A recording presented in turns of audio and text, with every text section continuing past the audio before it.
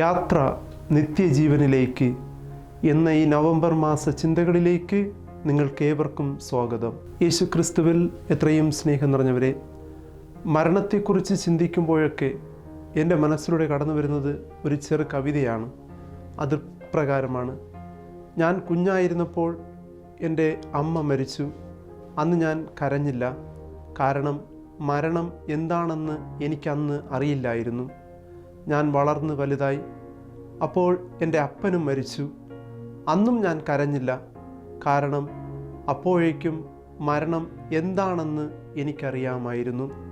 പ്രിയമുള്ളവരെ, മരണം എന്താണെന്ന് യഥാർത്ഥത്തിൽ അറിയുന്നവൻ ഒരിക്കലും മരണത്തെ വേദനയോടെയോ ദുഃഖത്തോടെയോ കാണുന്നില്ല, മറിച്ച് പ്രതീക്ഷയോടും സന്തോഷത്തോടുമാണ് നോക്കിക്കാണുന്നത് എന്നുള്ള യാഥാർത്ഥ്യമാണ് ക്രൈസ്തവ വിശ്വാസം നമ്മെ പഠിപ്പിക്കുന്നത്.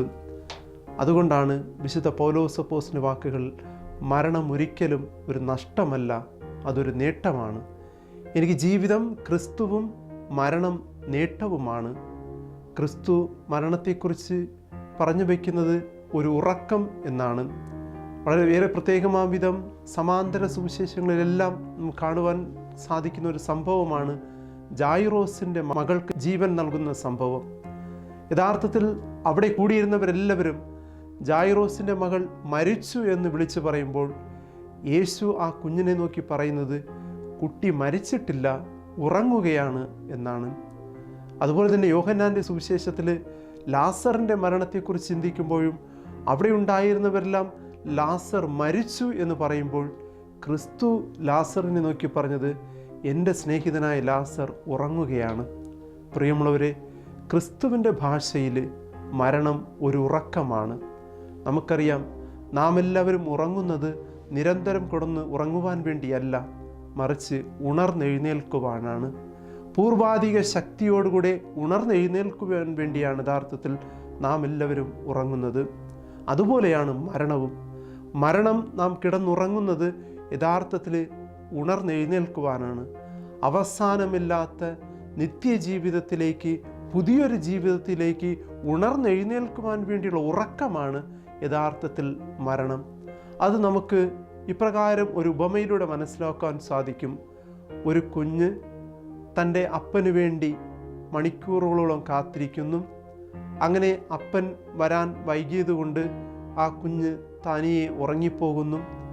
അങ്ങനെ ആ ഉറങ്ങിയ കുഞ്ഞ് അടുത്ത ദിവസം രാവിലെ ഉണർന്നെഴുന്നേൽക്കുമ്പോൾ കാണുന്നത് ആ കുഞ്ഞു കിടന്നുറങ്ങുന്നത് അപ്പൻ്റെ മടിയിലാണ്.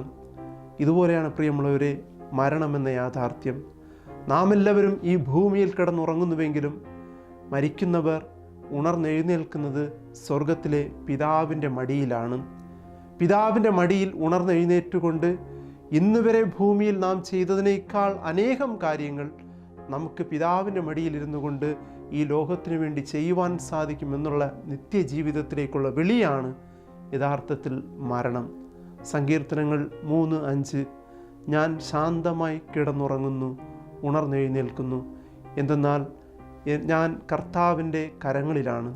പ്രിയമുള്ളവരെ, മരണം നാം കിടന്നുറങ്ങുന്നത് കർത്താവിൻ്റെ കരങ്ങളിലാണ്, ഉണർന്നെഴുന്നേൽക്കുന്നത് കർത്താവിൻ്റെ മടിയിലാണ്.